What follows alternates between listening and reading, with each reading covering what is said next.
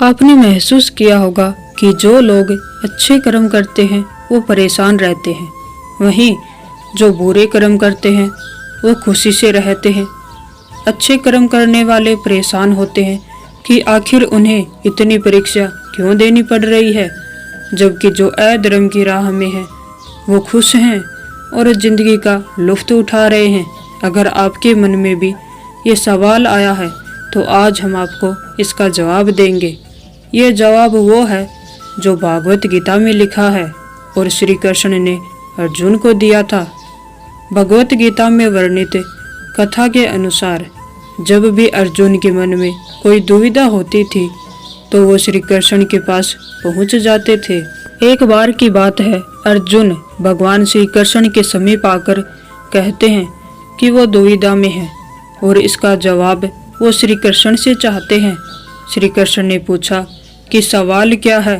अर्जुन ने कहा, मुझे ये जानना है कि अच्छे लोगों के साथ हमेशा बुरा ही क्यों होता है, वहीं बुरे लोग खुशहाल दिखते हैं।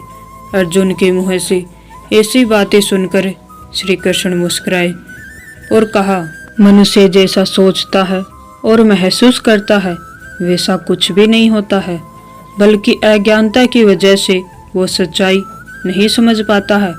अर्जुन उनकी ये बातें समझ नहीं पाए। इसके बाद श्री कृष्ण ने कहा, वो जानते हैं? श्री कृष्ण ने अर्जुन से कहा, पार्थ, मैं तुम्हें एक कथा सुनाता हूँ, उसे सुनकर तुम समझ जाओगे कि हर प्राणी को उसके कर्म के हिसाब से ही फल मिलता है। प्रकृति हर किसी को अपनी राह चुनने का मौका देती है। अब वह मनुष्य की इच्छा पर निर्भर करता है कि उसे धर्म की राह चुननी है या अधर्म की। कथा शुरू करते हुए श्री कृष्ण ने कहा, एक नगर में दो पुरुष रहा करते थे। एक पुरुष व्यापारी था जिसके जीवन में धर्म की बहुत महत्ता थी। वो पूजा पाठ में यकीन रखता था और वो हर रोज मंदिर जाता था और दान धर्म भी करता था और हर रोज भगवान की पूजा करता था।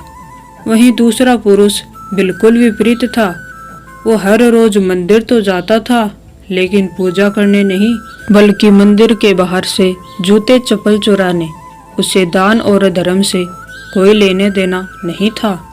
समय बीतता गया और एक दिन बहुत जोर की बारिश हो रही थी। इस वजह से मंदिर में पुजारी के अलावा और कोई नहीं था।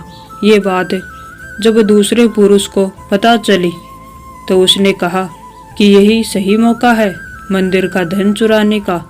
पंडित से नजर बचाकर उसने मंदिर का सारा धन चुरा लिया। उसी समय धर्म कर्म में विश्वास रखने वाला व्यक्ति भी मंदिर पहुंचा। दुर्भाग्य से मंदिर के पुजारी ने उसे ही चोर समझ लिया और चिल्लाने लगा। वहां लोग एकत्र हो गए और उसे बहुत मारा। किसी तरह वो बचते बचाते वहां से निकला तो दुर्भाग्य ने उसका साथ वहां भी नहीं छोड़ा। मंदिर के बाहर वो एक गाड़ी से टकरा गया और घायल हो गया। फिर वो व्यापारी लंगड़ाते हुए घर जाने लगा तो रास्ते में उसकी मुलाकात उस पुरुष से हुई जिसने मंदिर से धन चुराया था। उसने कहा, आज तो मेरी किस्मत चमक गई, एक साथ इतना सारा धन मिल गया। ये सब देखकर उसे बहुत बुरा लगा और उसने अपने घर से भगवान की सारी तस्वीरें निकाल दी। कुछ सालों के बाद दोनों पुरुषों की मृत्यु हो गई। मरने के बाद जब दोनों यमराज की सभा में पहुंचे और भले पुरुष ने दूसरे व्यक्ति को देखा तो उसे बहुत गुस्सा आया। उसने क्रोधित होकर यमराज से पूछ ही लिया, मैं तो हमेशा अच्छे कर्म करता था, दान में विश्वास रखता था, उसके बदले जीवन भर मुझे अपमान और दर्द ही मिला और इस व्यक्ति को नोटों से भरी पोटली, आखिर ऐसा भेदभाव क्यों? इस पर यमराज ने कहा, पुत्र, तुम गलत समझ रहे हो। जिस दिन तुम्हारी गाड़ी से टक्कर हुई थी वो दिन तुम्हारे जीवन का आखिरी दिन था, परंतु तुम्हारे अच्छे कर्मों की वजह से तुम्हारी मौत सिर्फ एक छोटी सी चोट में बदल गई। तुम इस दुष्ट व्यक्ति के बारे में जानना चाहते हो। दरअसल इसके भाग्य में राजयोग था, मगर इसके कुकर्मों और अधर्म की वजह से वो सिर्फ एक छोटी सी धन की पोटली में बदल गया। कथा सुनाने के बाद श्री कृष्ण अर्जुन से कहते हैं, पार्थ, क्या अब तुम्हारे सवाल का जवाब मिल गया? ऐसा सोचना कि भगवान तुम्हारे कर्मों को नज़रअंदाज कर रहे हैं, ये बिल्कुल भी सत्य नहीं है। भगवान हमें कब क्या किस रूप में दे रहा है मनुष्य को समझ में नहीं आता है। मगर आप अच्छे कर्म करते रहें तो भगवान की कृपा हमेशा बनी रहती है। इसलिए अपने अच्छे कर्मों को बदलना नहीं चाहिए, क्योंकि उसका फल हमें इसी जीवन में मिलता है।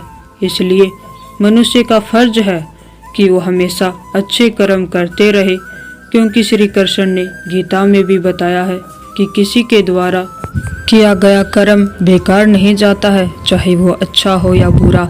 आज जो हम भुगत रहे हैं वह हमारे पिछले जन्म में किए गए कर्मों का फल है, और जो कर्म हम इस जन्म में करेंगे उसका फल हमें आगे मिलेगा। इसलिए हमें हमेशा अच्छे कर्म करने चाहिए, क्योंकि हमें हमेशा हमारे कर्मों का फल मिलता है। भगवान हमारे साथ कभी भी बुरा नहीं करते हैं।